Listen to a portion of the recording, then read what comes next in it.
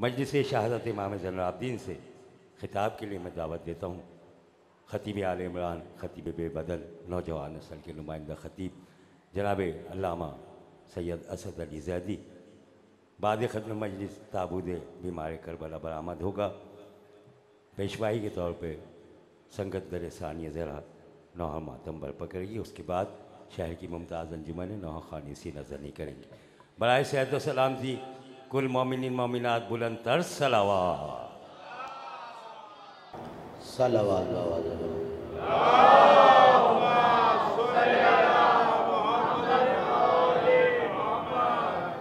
اعوذ باللہ من الشیطان اللعین الرجیم، بسم اللہ الرحمن الرحیم، الحمد للہ الواصل الحمد بالنعم والنعم بالشکر، نحمده ولا وعلائه كما نحمده ولا بلائه، الصلاة والسلام على أشرف الأنبياء والمرسلين، خاتم النبيين سيدنا وشفيع ذنوبنا وطبيب نفوسنا وحبيب قلوبنا مولانا أبي القاسم محمد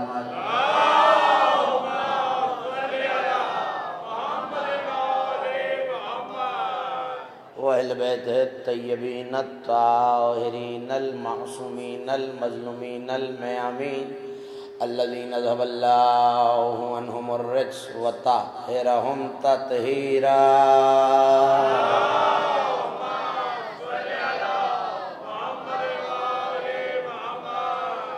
ولعنة الله على أعدائهم ومنكر فضائلهم ومن عاقبهم الأجمعين من يوم دعوتهم وظلمهم إلى يوم الدين، أما بعد فقد قال الله سبحانه وتعالى في محكم كتابه المجيد وفرقانه الحميد وهو أصدق القائلين وقوله الحق، وما لهم ألا يعذبهم الله وهم يصدون عن المسجد الحرام وما كانوا أولياءه، صلوات بواز بلا۔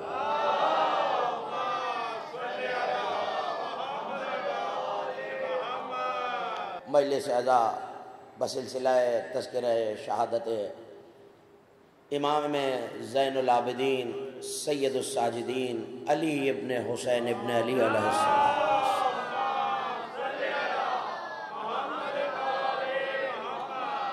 منعقد ہے، اور میں نے آپ کے سامنے کلام مجید سے اس گفتگو کے لیے جس آئے وافی ہدایہ کو کلام مجید سے تلاوت کرنے کا شرف حاصل کیا، یہ 8ویں سورہ مبارکہ انفال کی آیت ہے۔ آیت کا نشان 34 بڑے غضبناک لہجے میں پروردگار ایک گروہ کی کلام مجید میں مذمت کر رہا ہے۔ یہیں سے جڑ جائیے میرے ساتھ، غضبناک لہجے میں برہمی کا اظہار کرتے ہوئے کائنات کا مالک کہہ رہا ہے ما لہم اللہ یعذبہم اللہ وہم یصدون عن المسجد الحرام، اے میرے حبیب کیا ہو گیا ہے ان لوگوں کو، کون سا سرخاب کا پر جڑا ہے ان میں کہ اللہ انہیں عذاب نہ دے۔ ہاں بیزاری سے نہیں، بیداری کے ساتھ جملے محفوظ کرتے رہیے گا۔ کیا ہو گیا ہے ان لوگوں کو، کون سی خصوصیت ہے ان میں، کون سا سرخاب کا پر ہے، کون سے ہیرے موتی جواہر جڑے ہیں کہ اللہ انہیں عذاب نہ دے۔ پالنے والے ان کا قصور کیا ہے، یہ قصور آپ تک پہنچ جائے تو ساری تقریر آپ تک پہنچ جائے گی۔ وَهُمْ يُصَدُّونَ عَنِ الْمَسْجِدِ الْحَرَامِ، اللہ انہیں کیوں عذاب نہ دے، یہ لوگوں کو کعبے جانے سے روک رہے ہیں۔ جو ہاتھ ذکر میں بلند ہوتا ہے کسی کا محتاج نہیں ہوتا۔ توجہ ہے آپ کی؟ آیت جتنی بہتر طریقے سے آپ تک پہنچ جائے گی اگلی منزلیں اتنی زیادہ آسان ہے۔ ما لہم، کیا ہے ان لوگوں کو کہ اللہ انہیں عذاب نہ دے، وہم یصدون عن المسجد الحرام، یہ لوگوں کو اللہ کی مسجد حرام کعبہ جانے سے روک رہے ہیں، وما کانوا اولیاءہ، حالانکہ یہ لوگ تو کعبے کے متولی بھی نہیں ہیں، حالانکہ یہ لوگ تو کعبے کے متولی بھی نہیں ہیں، کعبے کے وارث بھی نہیں ہیں۔ تو ایک بات تو طے ہو گئی۔ دیکھیں میں مثال عرض کرتا ہوں تاکہ بزرگ تشریف فرمائے نوجوانوں تک بات پہنچ جائے۔ میں اگر یہ کہوں اپنے ہاتھ سے یہ انگشتری اتار کے کہ یہ انگشتری کسی ایسے شخص کو دیجیے گا جو خطیب ہو، مثال محفوظ کیجیے گا، کسی ایسے شخص کو دیجیے گا جو، ہاں بولیں گے تو بات، جو خطیب ہو، تو دوسرا جملہ اسی جملے میں چھپا ہوا ہے جسے مفہوم مخالف کہا جاتا ہے، اور وہ مفہوم مخالف یہ ہے کہ جو خطیب نہ ہو، ٹھیک ہے نا، میرا پیغام پہنچ رہا ہے، نوجوان میرا ساتھ دیتے رہیں گے منزل آسان ہو جائے گی۔ جو خطیب نہ ہو اسے یہ انگشتری نہیں دینی۔ یہ بات تو طے ہے نا، ایک جملہ کہہ دیا، دوسرا جملہ سمجھا دیا، اور جملے میں چھپا ہوا ہے۔ اللہ یہ کہہ رہا ہے یہ کعبے جانے سے روک رہے ہیں، حالانکہ یہ کعبے کے ولی، کعبے کے متولی نہیں ہیں۔ تو ایک بات تو میرے بزرگوں، بھائیوں، دوستوں طے ہو گئی نا، جو بھی کعبے کا ولی ہوگا جسے چاہے کعبے سے روک دے گا۔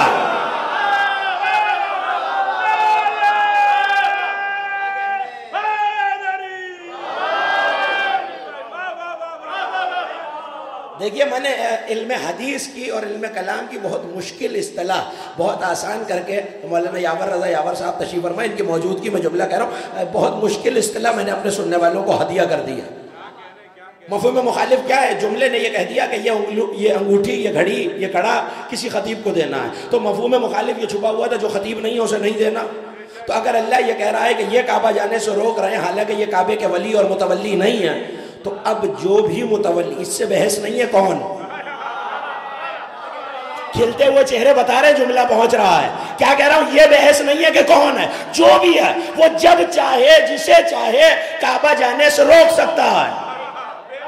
اللہ کہہ رہے یہ تو ولی نہیں ہے، یہ تو نہیں روک سکتے، اور اللہ انہیں کیوں عذاب نہ دے؟ اس کا مطلب ہے کہ جو کعبے کا متولی اور ولی نہ ہو اور وہ روکے تو پھر اس پہ تو آئے گا اللہ کا عذاب۔ کیوں؟ کیونکہ وہ کعبے کا متولی نہیں ہے۔ آپ امام بارگاہ چاردہ معصومین میں داخل ہو رہے تھے، میں نے دروازے پہ کھڑے ہو کے آپ کے سینے پہ ہاتھ رکھ کے آپ کو روک دیا، میں نے کہا بھائی آپ بارگاہ میں نہیں جا سکتے، مثال عرض کر رہا ہوں، آپ بارگاہ میں نہیں جا سکتے۔ آپ نے کہا اچھا آپ کس حیثیت میں روک رہے ہیں زیدی صاحب؟ آپ بارگاہ کے متولی تو نہیں ہیں۔ اس کا مطلب ہے اگر میں بارگاہ کا متولی ہوتا،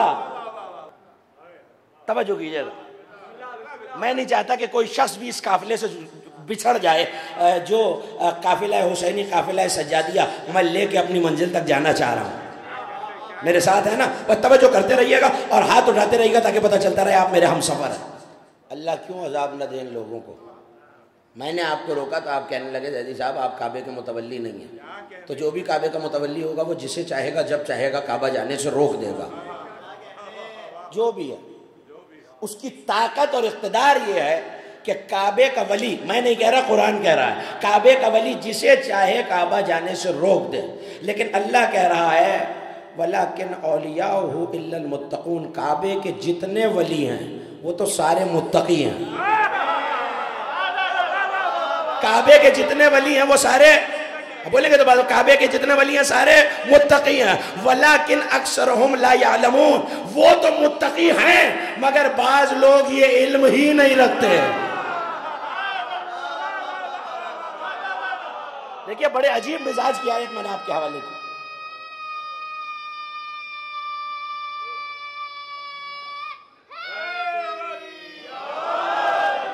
کعبے کے جتنے ولی ہیں وہ سارے متقی ہیں۔ اللہ کہہ رہا ہے مگر لوگ اس بات کو نہیں جانتے۔ اب جو کعبے کا ولی ہوگا وہ جسے چاہے گا جب چاہے گا، میری تمہید ختم ہو گئی اور بہت تازہ تر جملہ آپ کے حوالے کر رہا ہوں، کہنا یہ ہے جو کعبے کا ولی ہے وہ جسے چاہے جب چاہے کعبہ جانے سے روک دے، یہ ولی کا اختیار ہے۔ جملہ آپ کی نظر کر رہا ہوں، ولی کا اختیار یہ کہ وہ کعبے کا متولی ہے، جسے چاہے روک دے۔ اب تاریخ کے چہرے پہ گرد کہاں سے اڑاؤ گے اور یہ لفظ تاریخ میں کیسے مٹاؤ گے؟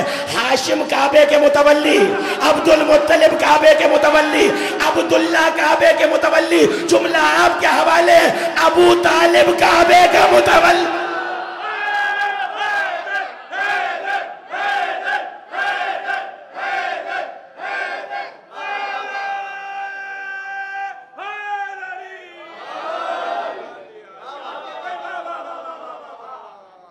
ابو طالب کعبے کے متولی، زمانہ ایمان پہ اب تک بحث کر رہا ہے۔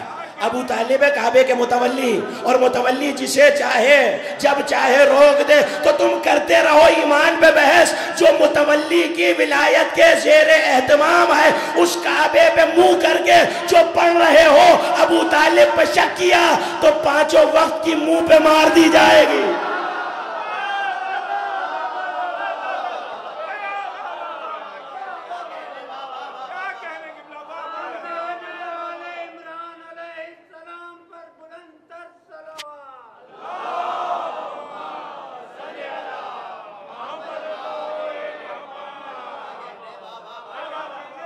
پانچوں وقت کی پڑی ہوئی منہ پہ مار دی جائے گی۔ یہ متولی کا اختیار ہے۔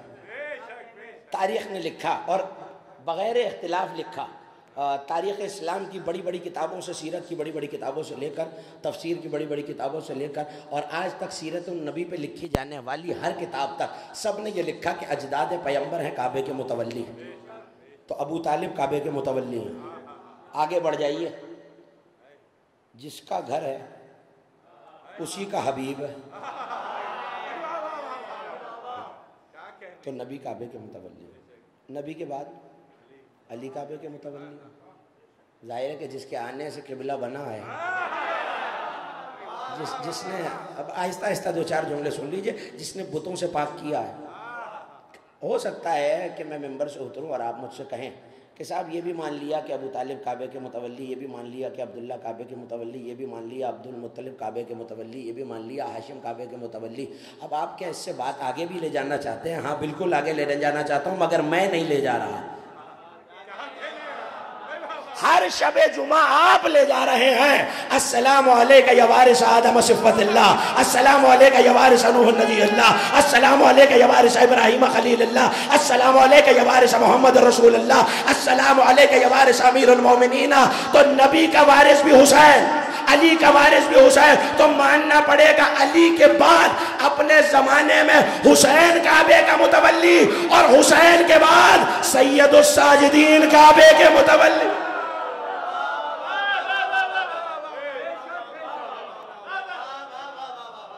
سید الساجدین کعبے کے متولی، اور متولی جسے چاہے، جسے جو بھی ہو، متولی جسے چاہے روک سکتا ہے۔ میں یہاں تک آپ کو اس لیے لایا کہ جائیے اور پوری سیرت سید الساجدین پڑھیے۔ میں واپس آیت تک واپس آ رہا ہوں، لیکن ایک جملہ بہت اہم اور سیرت کو دیکھنے کے بعد آپ کے حوالے کر رہا ہوں کہ پوری سید الساجدین کی سیرت میں جب کبھی علی کا نام لیا ہے سید سجاد نے، تو 3 القابات سے لیا، یا کہا ہے جدی، یا کہا ہے ابی، یا کہا ہے امیر المومنین۔ ٹھیک، یا کہا ہے جدی یا میرے جد، یا کہا ہے میرے بابا، یا کہا ہے امیر المومنین۔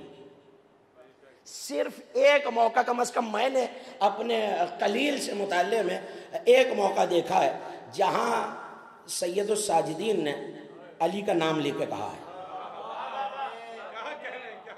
جی چاہ رہا ہے کہ وہ موقع آپ کے حوالے کر دوں۔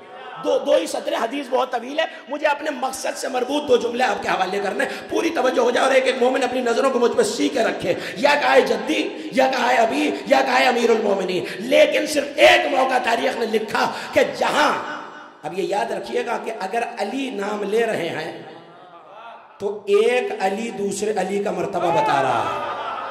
میرے مولا کا نام بھی علی ہے نا، تو خود بھی علی ہیں، اور خدا کی قسم علماء نے اس کی شرح میں ایک عجیب جملہ لکھا اور کہا، اور وہ جملہ یہ ہے کہ ہمیشہ علی کا نام امیر المومنین کا اپنے دادا کا جب بھی لیا ہے، یا دادا کہہ کے، یا جد کہہ کے، یا امیر المومنین کہہ کے۔ آج اگر علی کہا ہے تو یہ بتانا ہے کہ اب جو جملہ کہہ رہا ہوں، جیسا یہ علی ہے ویسا میں علی ہوں، جیسا یہ علی ہے ویسا میں علی ہوں. پڑھوں جملہ اگر اجازت ہے جو آخر تک تشریف فرما. ہاتھ اٹھاتے رہے گا تاکہ پتہ چلتا رہے. یہ آپ کا اٹھا ہوا ہاتھ خطیب کی تائید نہیں غدیر کی تائید ہوتا ہے.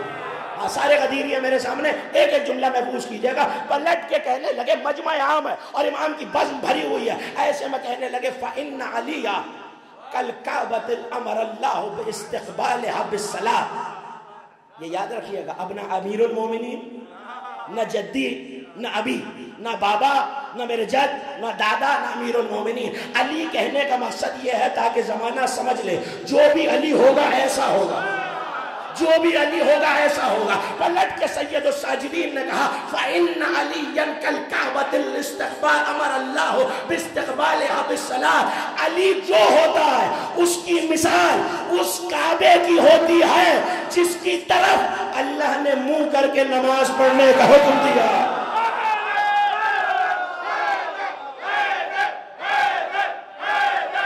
سب مل کے مولا کا نام لیا.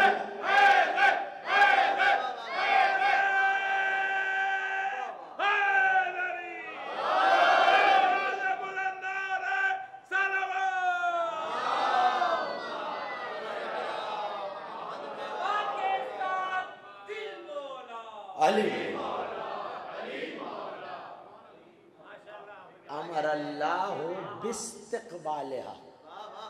جو حوالہ دیکھنا چاہے میرے پاس آ جائے. صاحب تفسیر امام حسن عسکری نے بھی اس کو لکھا ہے. علامہ مجلسی نے بہار الانوار کی جلد نمبر 37 کے صفحہ نمبر 111 پہ اس روایت کو لکھا ہے. اس سے زیادہ دقیق حوالہ نہیں دے سکتا. اور جگہ بھی موجود ہے. احتجاج طبرسی میں بھی موجود ہے، توالی الانوار میں بھی موجود ہے، احتجاج المخالفین علامہ ہاشم بہرانی کی اس میں بھی موجود ہے. اور پنجتن کے ماننے والوں کو 5 حوالے تو کافی ہونے چاہیے. جملہ سنیے. امام کہہ رہے اب یاد رکھیے گا یہیں سے کہ جو علی ہوگا ایسا ہوگا، جو علی ہوگا ایسا ہوگا. نہ بابا کہا. اس کے علاوہ جو فرمان دیکھ جائیے. علامہ سید علی عاشور نے 12 جلدوں میں امام سجاد پہ موسوعہ لکھا ہے، انسائکلوپیڈیا لکھا ہے، اور اس میں پوری ایک جلد ان روایتوں پہ ہے جو سید سجاد نے علی کی فضیلت میں نقل کی ہے. جو دیکھنا چاہے میرے پاس آ جائے. پوری ایک جلد ایسی ہے جو صرف مولا علی کے فضائل پر ہے. امام سجاد کے اس 12 جلدوں کی کتاب میں علامہ سید علی عاشور حیات پروردگار انہیں طول عمر عطا کرے. کسی روایت میں علی نہیں کہا، جدی ابھی امیر المومنین. یہاں کہہ رہے فَإِنَّ علی، یقیناً علی کی مثال جو بھی علی ہو کعبے کی مثال ہے. کون سے کعبے کی؟ جس کی طرف منہ کر کے اللہ نے نماز پڑھنے کا حکم دیا ہے. ویسے ہی توجہ ہو جائے تو میں جملہ کہوں، ویسے ہی علی کو اللہ نے دین و دنیا کے امور میں کعبہ بنایا ہے.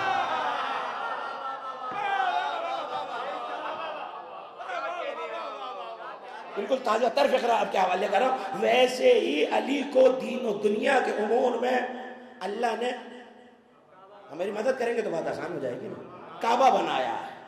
اچھا عجیب جملہ کہا ہے میرے امام نے، اور یہ ایک ہی جملہ آپ کو سنا رہا ہوں اور یہیں سے میں آیت تک واپس آ جاؤں گا. کہ اللہ نے کعبہ بنایا ہے اور وہ کعبہ جس کی طرف منہ کر کے نماز پڑھنے کا حکم ہے.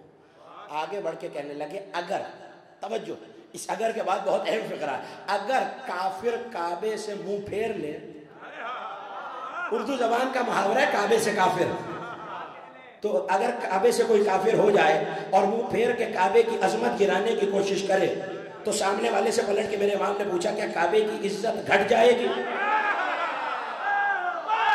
نا میں نے صرف ایک لفظ کی وجہ سے یہ روایت آپ کو سنی ہے. کیا کعبے کی عظمت گر جائے گی؟ کہنے لگا نہیں مولا نہیں گرتی. پلٹ کے کہنے لگے جب کافر کے گھٹانے سے کعبہ نہیں گھٹتا، مقصر کے گھٹانے سے علی بھی نہیں گھٹتا.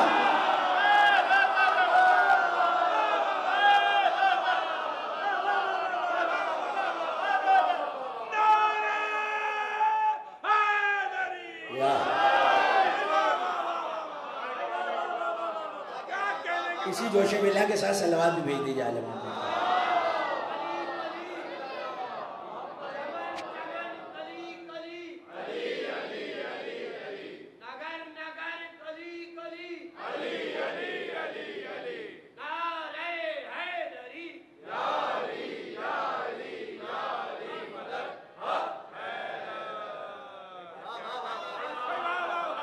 جب کافر کے گھٹانے سے کعبے کی عظمت نہیں گھٹتی، امام سجاد فرما رہے ہیں، تو مقصر کے گھٹانے سے علی کی عظمت کیسے گھٹ جائے گی؟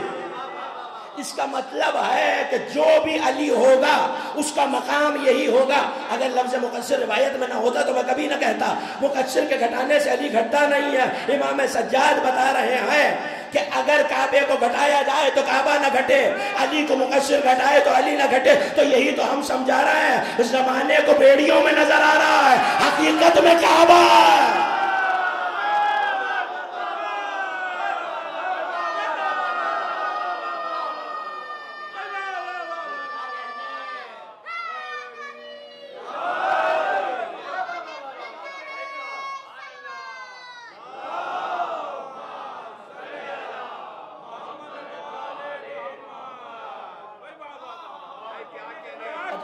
اب یہ جملہ کہا ہے تو اگلا جملہ تو کہوں گا۔ روایت آگے بڑھی اور اسی 11ویں امام کی تفسیر سے آپ کے حوالے کر رہا ہوں۔ روایت آگے بڑھی اور ایسے میں ایک شخص آیا مولا کے پاس اور کہنے لگا، فرزند رسول ایسے شخص کے بارے میں آپ کیا فرماتے ہیں جو اللہ کے رسول پر نازل ہونے والی آیتوں پر ایمان لائے؟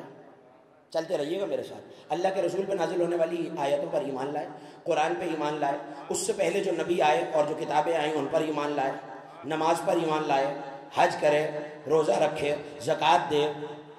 بڑا اہم جملہ آ رہا ہے، زکوٰۃ دے، گناہوں سے بچتا رہے، ساری نیکیاں کرتا رہے، ہر عمل صالح کرے اور کوئی برائی نہ کرے، مگر اسے یہ یقین نہ ہو کہ علی حق پر ہے یا علی کا دشمن۔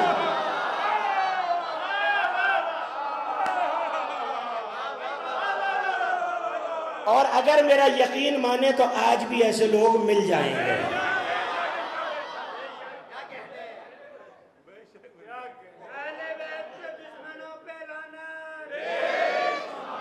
اچھا نہیں، آپ نے داد بھی دی، مسکرائے بھی۔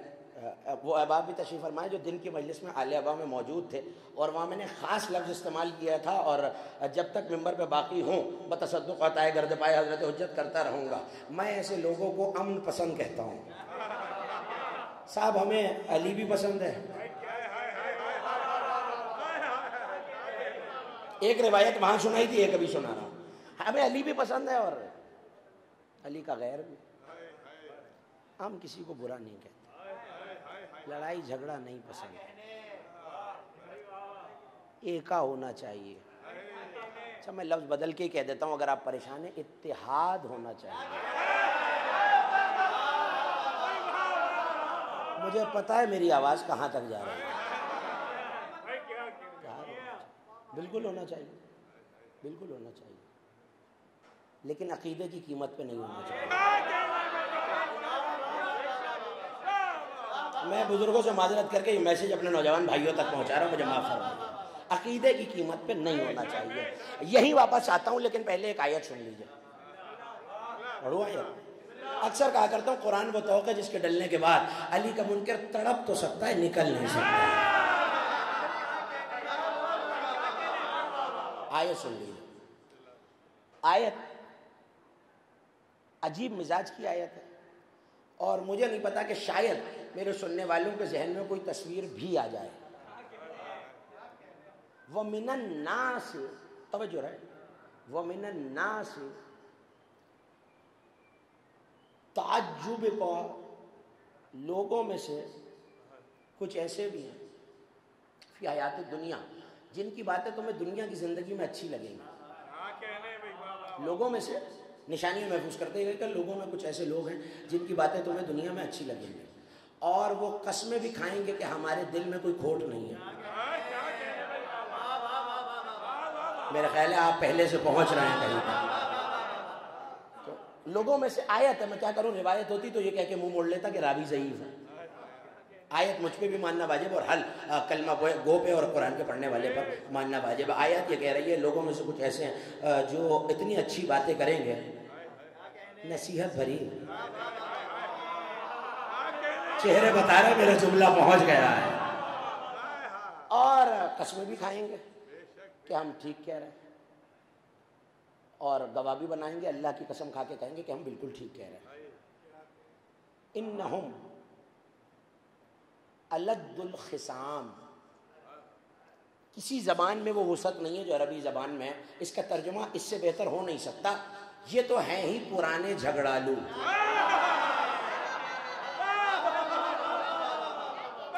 اب جا کے اپنے گھروں میں، میری طرف دیکھتے رہی، میں یہاں پڑھ رہا ہوں، دائیں بائیں مذہب اہل محمد کی عبادتوں میں دائیں بائیں دیکھنے کا رواج بھی نہیں ہے،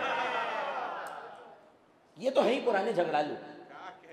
اور جب یہ تمہارے پاس سے پلٹتے ہیں میرے حبیب، سامنے کیا کہتے ہیں؟ ہم تو امن پسند لوگ، سچ کہتے ہیں، ہماری باتیں فی حیات دنیا کے حیات میں اچھی بھی لگتی ہیں، لیکن جب آپ کے پاس سے پلٹتے ہیں، کوشش کرتے ہیں، صحیح کرتے ہیں کہ زمین میں فساد برپا کریں۔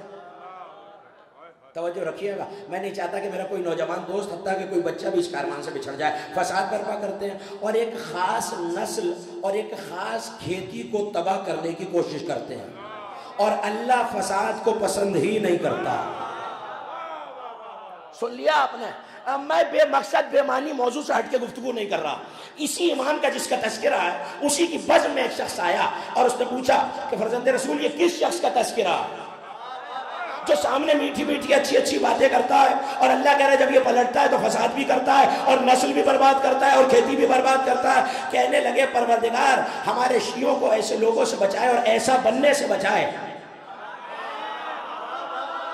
توجہ رہے، بچھڑ نہ جانا میرے نوجوانوں، ایسے لوگوں سے بچائے اور ایسے شخصوں سے بچائے جو آل محمد کی ولایت سے اس گناہ کے سبب دور ہو جاتے ہیں۔ یہ جو گناہ ہے، جو ابھی آ رہا ہے گناہ، اس گناہ کے سبب سے دور ہو جاتے ہیں اور اس گناہ میں پڑ جاتے ہیں جو کائنات کا سب سے مہلک ترین گناہ ہے۔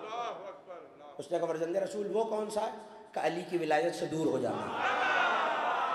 میں نے آہستہ سے کہا، آپ نے آہستہ سے سنا، علی کی ولایت سے دور ہو جانا کائنات کا سب سے مہلک گناہ ہے، اور وہ علی کی ولایت سے دور ہو جاتا ہے۔ اس نے کہا مولا یہ کرتے کیا ہیں؟ پلٹ کے کہنے لگے یہ سامنے تو مومنین سے محبت کا دعویٰ کرتے ہیں لیکن پیچھے پیچھے ان کی کاٹ کرتے ہیں، اوروں سے تو نرمی دکھاتے ہیں، اپنوں پہ سختی کرتے ہیں، غیروں سے اتحاد کرتے ہیں، ماتمیوں پہ برستے ہیں۔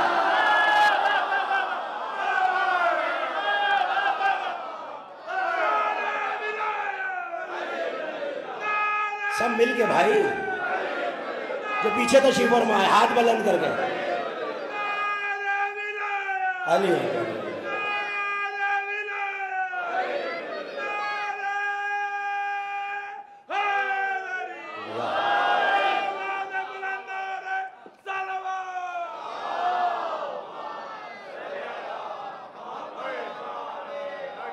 مجھے جو پیغام دینا تھا میں نے دے دیا۔ نہ میں نے اپنی طرف سے کوئی جملہ کہا ہے، نہ میں نے اپنی طرف سے کوئی بات کی، آیت پڑھی اور روایت سنائی ہے۔ غیروں سے نرمی برتتے ہیں،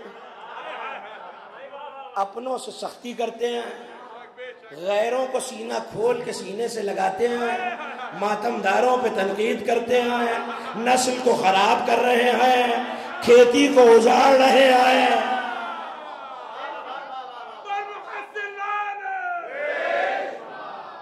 صلوات پڑھ دیجئے بلند آواز سے۔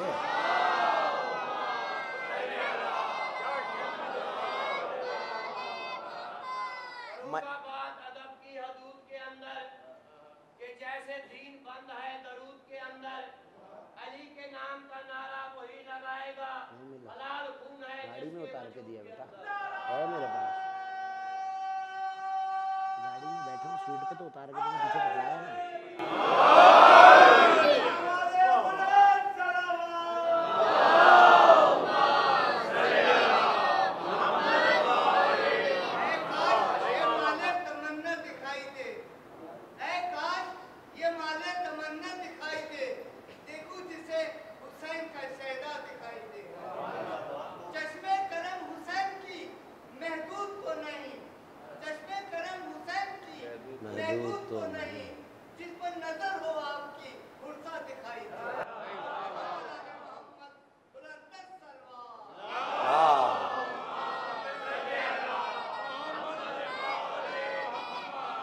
پریشان تو نہیں ہو رہے نا میری باتوں سے؟ آج جو پیغام مجھے دینا تھا وہ میں نے دے دیا ہے، اور باقی کی گفتگو نافلہ ہے۔ اپنوں سے سختی کرتے ہیں، غیروں سے نرمی. وہ جملہ تو میں نے ابھی کہا ہی نہیں جس کے لیے زحمت دیا. کہوں اگر اجازت ہے. اپنوں سے توجہ کیجیے گا, اپنوں سے سختی کرتے ہیں, غیروں سے نرمی کرتے ہیں. اور اب آ رہا ہے جملہ, اگر آپ بیدار ہیں, ہمارے شیعوں کو اس طرح بہکاتے ہیں کہ ہم پر ظلم کرنے والوں سے ان کے دلوں میں محبت پیدا کرنے کی کوشش کرتے ہیں. آپ نے حق سماعت ادا کر دیا.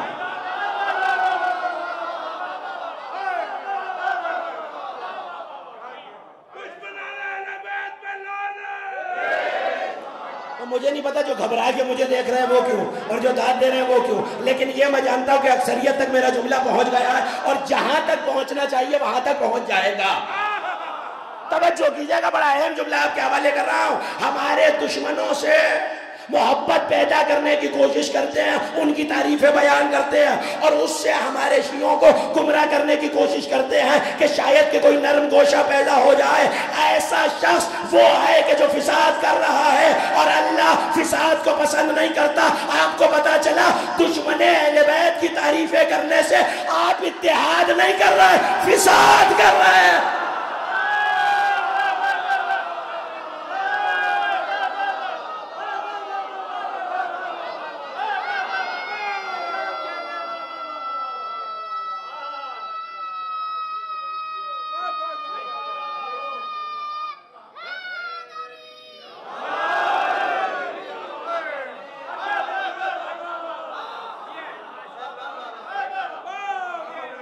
دشمن اہل بیت کی تعریف کرنے سے روکا تھا, کہیں تقریر کو وہیں واپس آ گیا. کیا پوچھا تھا اس نے مولا سے؟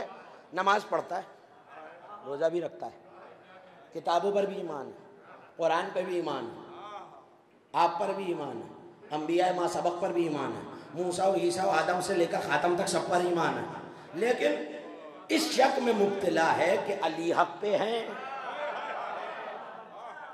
اچھا علماء تشریف فرمائیں, صاحب علم تشریف فرمائیں. مولانا یاور صاحب کی موجودگی میں کہہ رہا ہوں, ایک ہوتا ہے جواب حلی, ایک ہوتا ہے جواب نقضی.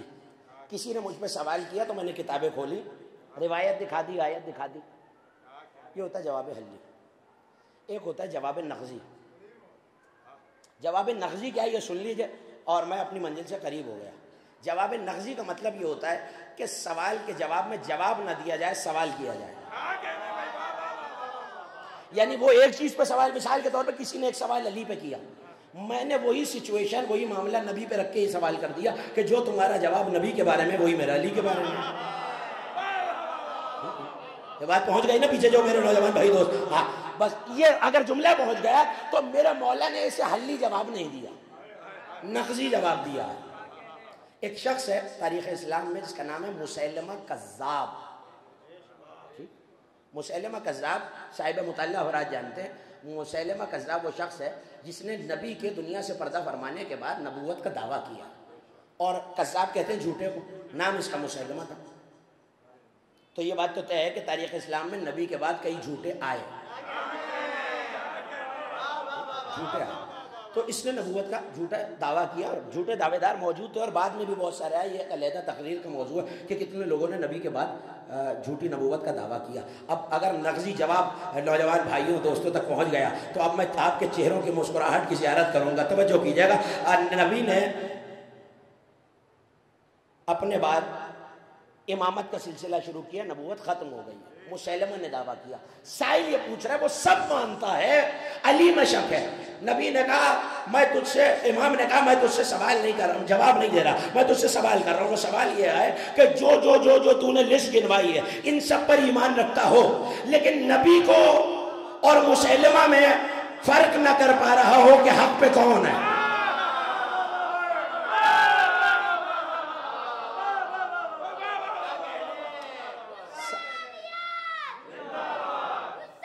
سب مل کے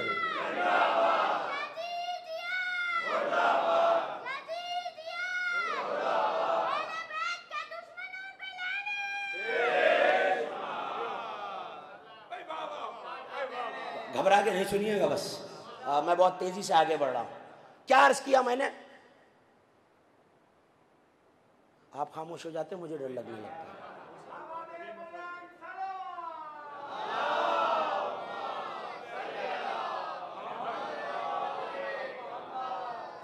جو تو نے بتایا ہے یہ وہ سب کرتا ہے۔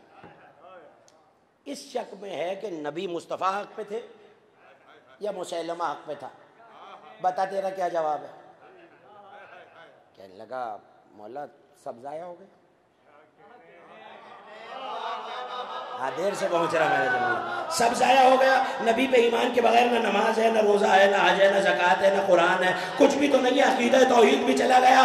مسکرا کے کہنے لگے جب یہ سب مان کے اگر نبی پہ شک کرے تو سب چلا جاتا، تو سب مان کے اگر علی پہ شک کرے تو نمازیں کیسے بچ جائیں گی، روزے کیسے بچ جائیں گے، حج کیسے؟ کعبے کا متولی جسے چاہے، واپس آ گیا ہوں، کعبے کا متولی جسے چاہے کعبہ جانے سے، بولیں گے تو بعد میں، کعبہ جانے سے روک سکتا ہے۔ اور اپنے دور میں سید الساجدین کعبے کے متولی حجاج ابن یوسف ثقفی، علامہ حاشم بارانی نے اور علامہ مجلسی نے دونوں نے اس روایت کو لکھا ہے، وہ ملعون ہے کہ لا یاکل الخبز الا محمرا بدم ہاشمی، روٹی نہیں کھاتا تھا جب تک کسی سید کے خون سے آٹا نہ گندوا لے۔ بہت آہستہ سے بے شمار کہا ہے، بہت سادات کا قاتل ہے، بہت مومنین کا، بہت عزاداروں کا، بہت اہل بیت کے چاہنے والوں کا بہت بڑا قاتل ہے۔ اور علماء اہل سنت نے بھی یہ لکھا ہے کہ جب ہر امت قیامت میں اپنے دور کے ظالم کو لائے گی، ہم حجاج کو لائیں گے۔ کتنا بڑا ظالم، حجاج کے زمانے میں کئی مرتبہ ہوا، کعبہ جو ہے وہ ٹوٹ پھوٹ کا شکار ہوا، تو کعبے کو اس ملعون نے منہدم کر دیا اور اب کعبے کی دوبارہ تعمیر ہوگی۔ توجہ رکھیے، کعبے کی دوبارہ تعمیر کئی مرتبہ ہوا ہے ایسا تاریخ میں کہ کعبہ مسمار ہوا ہے، ٹوٹا ہے، کعبے کی عظمت اور اس میں پامال ہوئی ہے اور اس کو دوبارہ تعمیر کیا گیا ہے۔ تو یہ ایسا ہی حجاج کے دور میں بھی ہوا۔ کعبے میں جنہوں نے دیکھا ہے، جو مشرف ہے حج کی سعادت سے، وہ تائید کر سکتے ہیں، اور جو نہیں گئے مولا ذکر کے تو خیر ہم سب کو حج بیت اللہ کی زیارت سے مشرف فرمائے۔ کعبے کا جو دروازہ ہے وہ زمین کی سطح پہ نہیں ہے، انٹرنیٹ کا دور ہے، دیکھ لیجئے گا جا کے، کعبے کا دروازہ زمین کی سطح پہ نہیں ہے، زمین سے کچھ بلندی پر ہے، اور سیڑھی کے بغیر آپ نہیں جا سکتے، شروع سے ایسا نہیں تھا۔ کعبہ اسی سطح پہ تھا، کعبے کا دروازہ جو زمین کی سطح، جیسے امام باڑے کا دروازہ ہے، آپ کے گھروں کا دروازہ زمین کی سطح سے ملا ہوا، یہ حجاج کے دور کے بعد سے یہ معاملہ شروع ہوا ہے، اسی طرح بن گیا۔ صلوات پڑھ لیجیے۔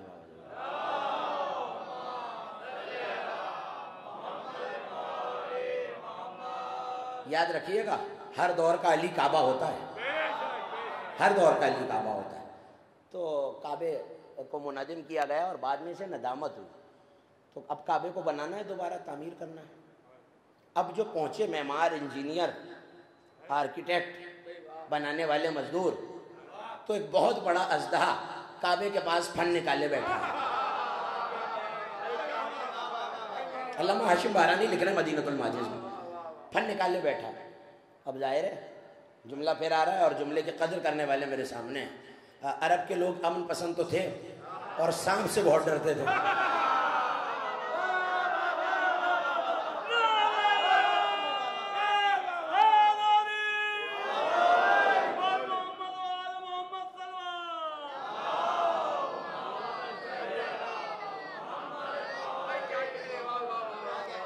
ابو جہل کے اژدہا سے لے کر سانپ سے بہت خوف تھا، تو دیکھا ظاہر ہے لوگ ڈر گئے، حجاج کے پاس واپس آئے، کہنے لگے وہاں ایک بہت بڑا اژدہا بیٹھا ہوا ہے اور کسی کو کعبے کے قریب جانے نہیں دے رہا۔ کہنے لگے پھر کیا کیا جائے؟ اعلان ہو گیا صاحب کہ جو ہمیں اس مشکل کا حل بتائے گا ہم اسے منہ مانگا انعام دیں گے۔ ایک بوڑھا شخص کھڑا ہوا اور کہنے لگا تھوڑے دن پہلے میں نے ایک جوان کو دیکھا ہے جو کعبے کی پیمائش کر رہا تھا، کعبہ ٹوٹنے سے، منہدم ہونے سے پہلے کعبے کی پیمائش کر رہا تھا، اور کائنات میں اگر کوئی ہے جو یہ مسئلہ حل کر سکتا ہے تو وہی ہے۔ دیکھیں آپ پہنچ تو گئے ہیں لیکن مجھے فریضہ منصبی نبھاتے وہ جملہ آپ کے حوالے کرنا، وہی ہے۔ کہنے لگے کون؟ کہ جس کا سارا خانوادہ کعبے کا متولی ہے، جس کا سارا خانوادہ، سارا خاندان، اور وہ آج کعبے کا متولی، اور اس سے زیادہ کوئی کعبے کے قریب نہیں ہے۔ اس نے کہا بھائی بلاؤ کون ہے؟ کہا علی ابن حسین، سید سجاد، فضائل پڑھ رہا ہوں، سید سجاد۔ مولا آئے، جیسے ہی عجیب جملہ آ گیا, جملے کی قدر کیجیے گا. جیسے ہی سید سجاد کو دیکھا اژدہا غائب ہو گیا. نہیں, جملہ تو اب کہہ رہا ہوں, جیسے ہی سید سجاد کو دیکھا, ہر دور کا علی کعبہ بھی ہوتا ہے, علی بھی ہوتا ہے, جیسے ہی دیکھا شاید اژدہا ڈر گیا ہو, یہ بھی علی آئے, کہیں انگلیاں ڈال کے چیر مر.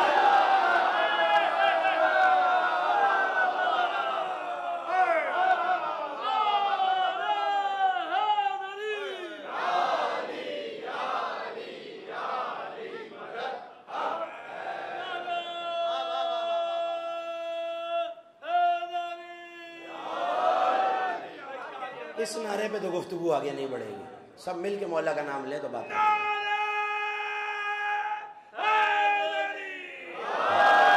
یہ حق ہوتا ہے مولا کا نام لے. توجہ کیجئے گا. آئے حجاج نے پوچھا, فرزند رسول ہم آگے بڑھتے تھے تو یہ کعبہ تعمیر نہیں ہوتا تھا. کہ دیکھو لوگ کعبے کی مٹی کو تبرکاً اٹھا کے اپنے گھروں میں لے گئے, اور تم لوگوں نے کعبے کو اپنی میراث سمجھ لیا. میں ہاتھوں کو جوڑ کے پوچھوں, مولا ان کی نہیں ہے تو پھر کس کی میراث ہے کعبہ؟ تم لوگوں نے کعبے کو اپنی میراث سمجھ رکھا ہے, اور جو چاہتے ہو تصرف کرتے ہو. جاؤ اعلان کر دو, جو کعبے کی مٹی اور ایک ذرہ بھی اٹھا کے لے کے گیا ہے وہ واپس لائے. لوگ چن چن کے وہ ذرات کعبے کی مٹی واپس لائے. مولا آگے بڑھے, کعبے کی بنیادوں کو کھودو. جب کھدائی کی گئی تو ایک مرتبہ دوش سے ابا اتار کر, جملہ ضائع نہ کیجیے گا خدا کے لیے, کعبے کی سطح اور بنیاد پر بچھا دی.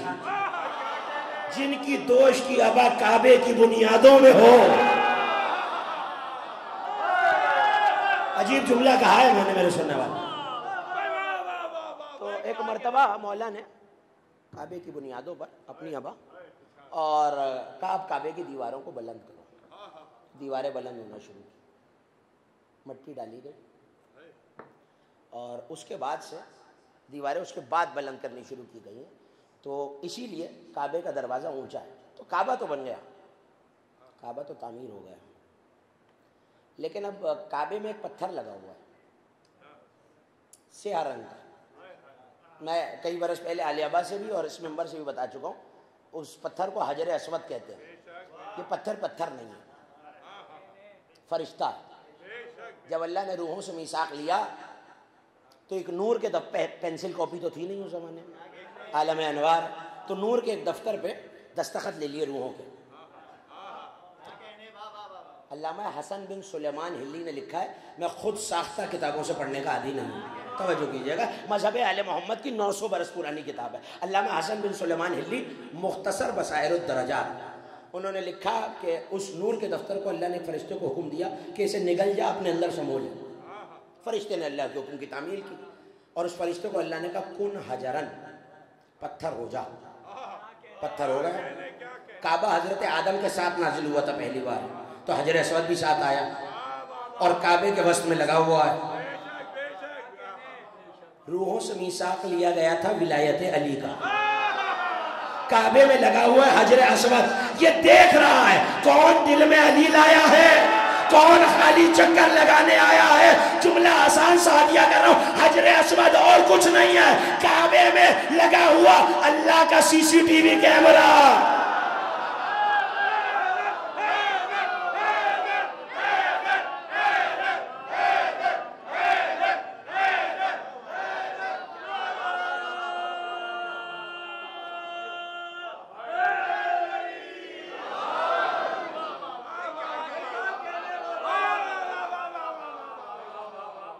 کعبے میں لگا ہوا اللہ کا CCTV کیمرہ ہے. یہ جملہ آپ کی مسکراہٹ کی زیارت کرنے کے لیے میں نے کہا. یہ نوٹ کر رہا ہے, دیکھ رہا ہے کون دل میں علی کی محبت لایا ہے, کون خالی ہاتھ آیا ہے. یہ روایت میں نے آپ کو بے سبب نہیں سنائی. حجر اسود قائم نہیں ہو رہا, جو لگاتا ہے حجر اسود لرزتا ہے, گر جاتا ہے. بارگاہ میں یہ پنجہ یہاں لگنا ہے تو کیسے لگنا ہے یہ متولی جانتا ہے. میں ساری رات لگاتا رہوں سنبھل نہیں سکے گا. بس یہی بتانا ہے, حجر اسود بھی تب تک نہیں لگتا جب تک متولی اپنے ہاتھوں سے نہ لگائے. بلایا گیا امام کو، بلایا گیا۔ اچھا یہ حجر اسود کی ایک اور اہمیت ہے جس کے لیے میں نے آپ کو یہ روایت سنائی ہے۔ حج کا ایک رکن ہے اور تقریر ختم ہو رہی ہے، عرفات۔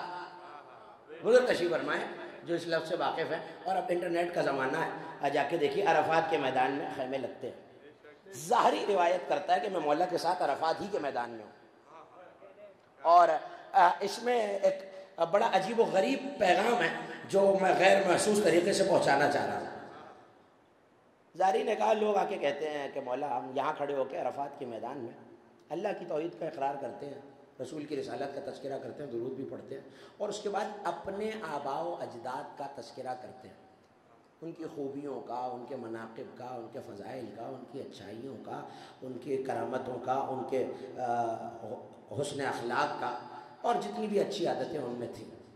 امام نے فرمایا کیا میں تمہیں اس سے بہتر حق ادا کرنے کا طریقہ بتاؤں؟ تھکیے غریب خدا کے لیے تقریر ختم ہو رہی ہے، کیا میں تمہیں اس سے بہتر حق ادا کرنے کا طریقہ بتاؤں؟ اب وہ کرتے کس لیے ہیں کہ ماں باپ کا جو ہم پہ حق ہے وہ ادا ہو جائے اور ایصال ثواب ہو جائے۔ اور یہ جملہ پہنچ گیا تو میری تقریر آپ تک پہنچ گئی، تاکہ ایصال ثواب ہو جائے اور ماں باپ کا حق ادا ہو جائے۔ مسکرا کے کہنے لگے دو باپ ایسے ہیں جن کا تمہارے ماں باپ سے تم پہ زیادہ حق ہے۔ لوگوں نے کہا بولے وہ کون سے باپ ہے؟ کہ نبی کی حدیث نہیں سنی، یا علی انا و انتا اب وہذہ الامہ، میں اور تم اس امت کے دو باپ ہیں، کہ تم یہاں کھڑے ہو کے اشہد ان لا الہ الا اللہ کہا کرو، محمد رسول اللہ کہا کرو، علی ولی اللہ کہا کرو۔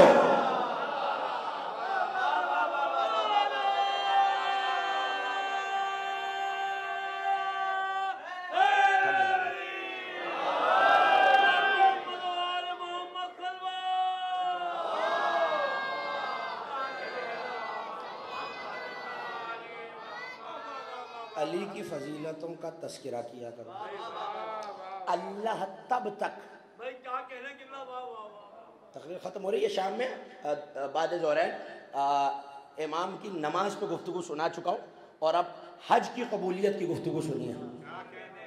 وہاں یہ کہا تھا کہ امام سے کسی پوچھنے والے نے نماز کا تعارف پوچھا، اور یہ پوچھا کہ نماز کی تحلیل کس طرح ہے، نماز کا آغاز کس طرح ہے، اور پوچھتے پوچھتے یہاں تک آیا کہ مولا نماز کامل کیسے ہوتی ہے اور قبول کیسے ہوتی ہے؟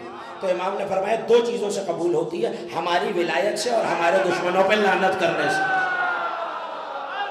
جو احباب وہاں موجود تھے انہیں یاد آ گیا۔ اب سن لیجئے کہ حج کیسے قبول ہوتا ہے۔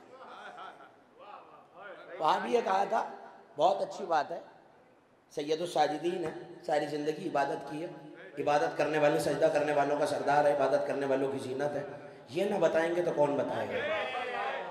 لیکن یہ یاد رکھیے کہ جہاں دعائیں بتائی ہیں، استغفار بتایا ہے، وہاں مولا نے ولایت علی بھی بتائی ہے، جس کے بغیر نہ دعا قبول ہے نہ استغفار قبول ہے، جو دین کا سب سے اہم رکن ہے۔ سنیے جملہ سنیے، پلٹ کے کہنے لگے ظاہری کتنے حاجی ہیں؟ اس سے ملتی جلتی روایت چھٹے امام کی بھی موجود ہے، ظاہری کتنے حاجی ہیں؟ مولا لاکھوں۔ کہا ادنو منی میرے قریب آ، آنکھوں پہ ہاتھ مس کیا، کہا بتا، چیخ مار کے کہنے لگا مولا اتنے جانور۔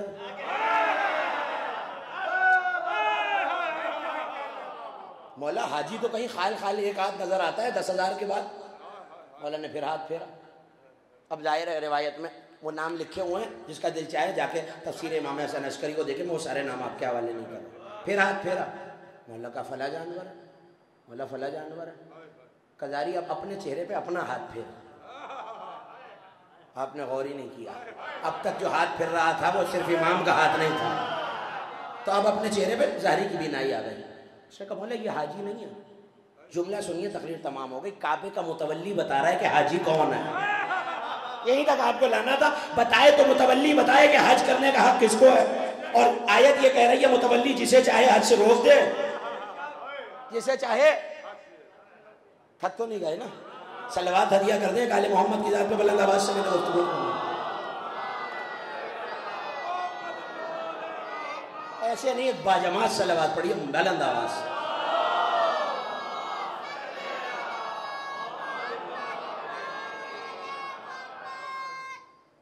کا ظاہری حاجی صرف وہ ہے، اور پھر نبی کی حدیث سنائی۔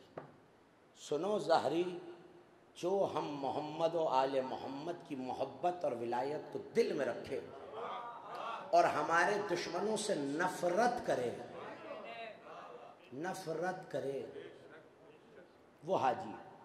اور یہ حاجی جو اس معیار پہ حج کریں گے جب قیامت میں آئیں گے تو ان میں سے ایک ہی جملہ سنانا تقریر ختم ہو گئی. ان میں سے بعض کا نور 1000 سال کی مسافت چہرے سے آگے چل رہا ہوگا. یعنی ابھی شخص 1000 سال پیچھے نور آ گیا. اگلا جملہ بہت ہے. بعض کا نور 3 لاکھ سال آگے ہوگا.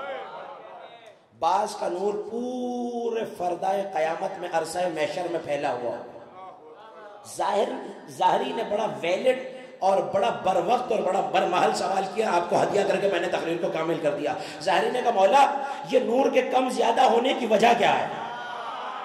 یہ نور کے جملہ ہدیہ کر رہا ہوں. یہ نور کے کم زیادہ ہونے کی وجہ کیا ہے؟ کہ جو ہمارے دشمنوں سے جتنی نفرت کرے گا نور اتنا زیادہ ہو.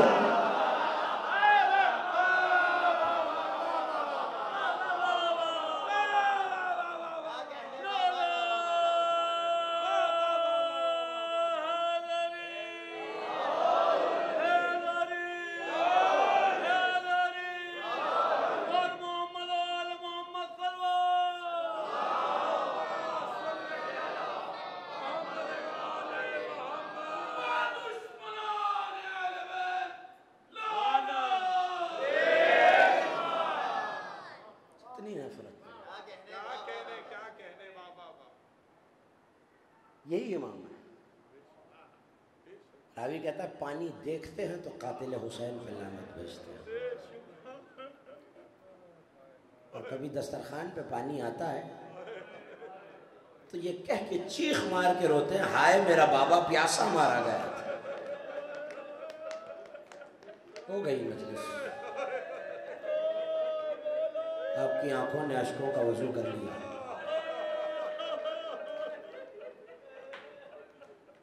کھانا آتا تھا تو رو کے کہتے تھے میرا بابا بھوکا مارا گیا تھا. صاحب مالی الستین نے لکھا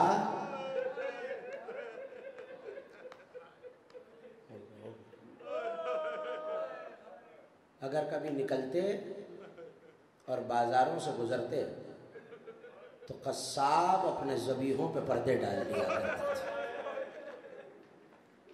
یہ کہہ کے کہ کہیں میرے مولا کو ان کا بابا یاد نہ آ جائے. ایسے میں مقتل نگاروں نے لکھا کہ سید سجاد گزر رہے ہیں. ایک قصاب ایک ذبیحے کو لے جا رہا ہے. امام کی نگاہ پڑی تو ایک مرتبہ تڑپ کے پوچھا ہے قصاب کیا تو نے اسے پانی پلایا؟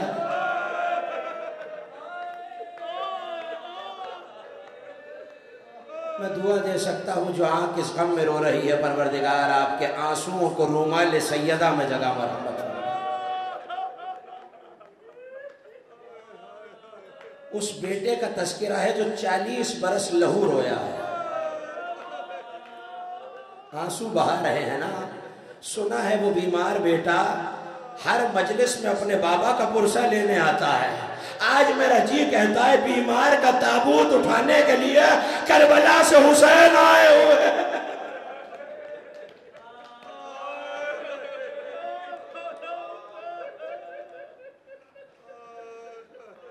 اس امام کا تذکرہ ہے جس کی زندگی کی امامت کی زندگی کا پہلا فیصلہ یہ تھا سجاد کہو تو خیموں میں جل کے مر جائے.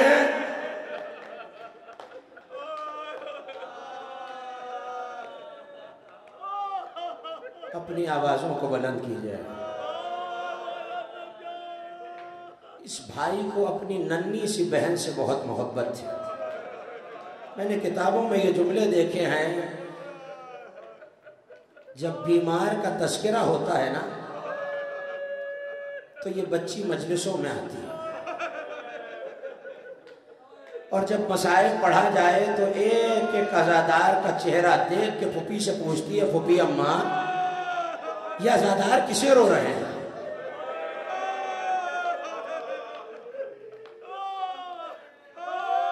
شاید یہ چراغ اس اندھیرے میں رونے والی کی یاد میں بجھائے جاتے ہوں. جس کا ایک سوال سجاد کو زندان میں کھا گیا، بھیا ہم گھر واپس کب جائیں؟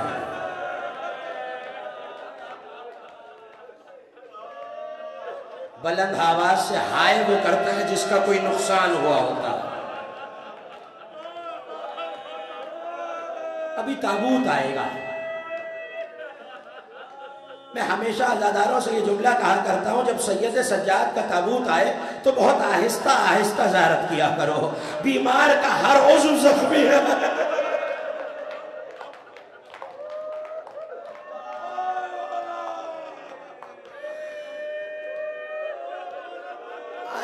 میں یہ پڑھا تھا کہ کچھ جنازے ایسے ہیں جنہیں غسل دینے والے ارے چیخ مار کے پیچھے ہٹ گئے۔ سن لیجئے، ان میں کا پہلا جنازہ وہ ہے جو 3 جمادی الثانی کو اندھیرے میں اٹھا ہے۔ جب علی نے سیدہ کے جنازے کو غسل دیا تو ایک مرتبہ علی کے ہاتھ سے آفتابہ چھوٹا، آواز دی فضا، زینب نے بتایا نہیں، سیدہ کی بس لیا۔ آپ کے ہاتھ پسے گردن نہیں بندھے ہوئے، اگلے برس کا ماتم اسی کے نصیب میں ہے جو رہے گا۔ جی کھول کے آج 2 بیویوں کو پرسہ دینا ہے، ایک بیمار کی پھوپھی ہے، ایک بیمار کی بہن ہے۔ سنو گے عزاداروں، میں پڑھتا نہیں ہوں یہ جملہ، لیکن بازار شام میں جب جب عابد پہ تازیانہ اٹھا، زینب نے خود کو آگے بڑھا لی۔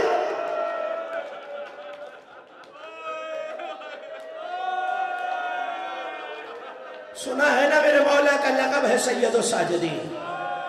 میں نے مقاتل کو الٹنا شروع کیا کہ جب نماز کا وقت بازار میں آتا تھا تو میرا مولا کیا کرتا تھا، خدا کی قسم یہ لفظ لکھے ہوئے تھے، زنجیروں اور طوق سمیت میرا مولا حالت رکوع میں جاتا، شمر ملعون گلے کے طوق سے تھا۔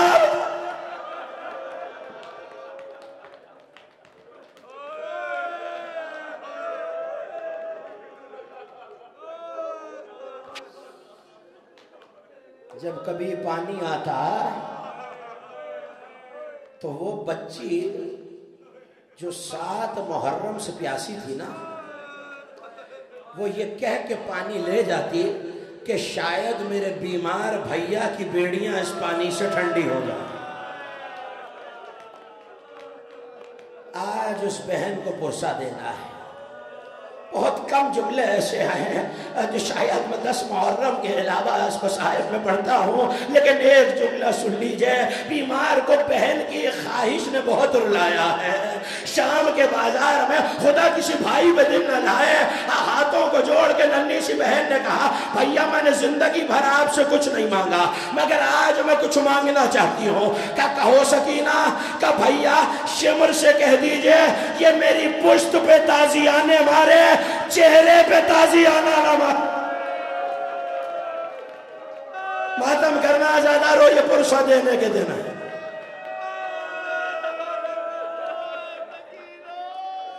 دوسرا جنازہ وہ جنازہ ہے جو بغداد کے پل پہ رکھا ہوا تھا۔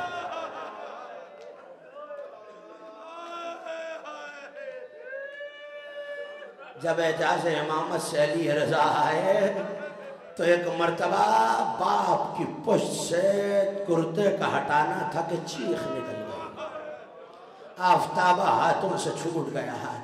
سنیں گے تیسرا جنازہ کون سا ہے؟ ہاں تیسرا جنازہ خود بیمار نے اٹھایا ہے۔ شام کا زندان تھا، غسالہ بلائی گئی، ایک مرتبہ بڑھ کے پوچھا، بیویوں تم میں اس بچی کا بڑا کون ہے؟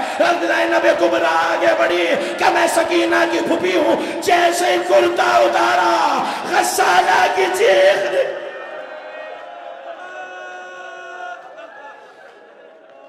چوتھا جنازہ محمد باقر نے اٹھایا ہے۔ ہاں بھی پڑھوں گا مصائب، تابوت آئے گا، لیکن تسلی سے 2 جملے سن لینا۔ پشت پر صرف تازیانوں کے نشان نہیں تھے، یتیمان مدینہ کو پشت پہ بوریاں رکھ کے میرا مولا کھانا کھلایا کرتا تھا۔ اجرکم اللہ، پشت زخمی تھی لیکن عزاداروں ایک مرتبہ ابن منذر میرے امام کے پاس آیا اور ابن منذر نے سوال کیا مولا مجھے سارے زخم سمجھ میں آتے ہیں، مولا مجھے پاؤں کے آبلوں کا زخم سمجھ میں آتا ہے،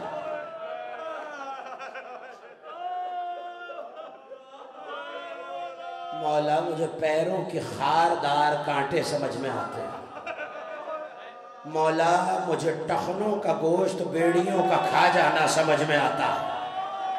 کرے ماتم جس کے ہاتھ پہ سے گردن نہیں بندے ہوئے،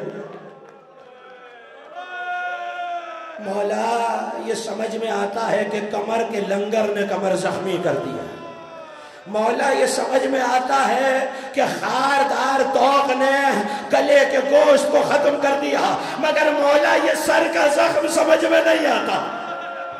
عزاداروں بیمار تڑپ گیا کہ ابن منذر وہ جملہ کہا میرے مولا نے جو تم نے سنا ہے، 3 مرتبہ تڑپ کے پوچھا گیا تھا نا بیمار سے سب سے زیادہ مصیبتیں کہاں پڑی، رو کے کہا تھا الشام الشام الشام۔ کسی نے پوچھ لیا مولا کب تک روئیے گا، کہا سن اگر کوئی غیرت مند بیٹا ہو، شرابی کا دربار ہو، مائیں بہنیں بے مکنا و بے چادر ہو اور شرابی اشارے سے نام لیتا ہو، اسے کیا کرنا چاہیے کہ مولا غیرت مند ہوگا، مر جائے گا، امامہ اتار کے چہرے پہ تماچے مار کے کہنے لگے ہائے سجاد شام سے زندہ واپس ہو گئی مجلس۔ آخری جملہ سن لینا، ابن منذر نے پوچھا مولا یہ سر کا زخم کیسا ہے، کہ ابن منذر باب ساتھ تھا، اعلان ہو رہا تھا جسے علی سے بدلہ لینا ہو آئے علی کی اولاد سے بدلہ لے۔ ابن منذر آگ برسائی گئی، آگ کا انگارہ میرے امامے پہ گرا، امامہ جل رہا تھا، ابن منذر میں کیا کرتا، ہاتھوں میں ہتھ کڑیا یا سید سچ